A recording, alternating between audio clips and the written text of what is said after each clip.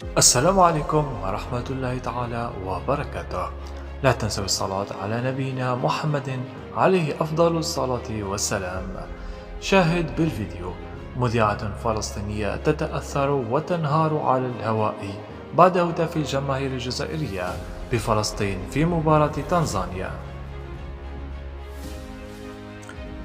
خلال المباراة التي جمعت بين الخضر ومنتخب تنزانيا في تصفية كأس الأمم الإفريقية 2024 بالكوتيفوار، وعلى ملعب عناب الجميل وبحضور أكثر من 60 ألف متفرج، قاموا وكالعادة بهتافات رائعة للحبيبة فلسطين، وهذا ما عودنا عليه الجزائريون برجولتهم، وهذا ما لم تستطع مذيعة فلسطينية أن تصبر عليه، فانهارت وأجهشت بالبكاء على المباشر.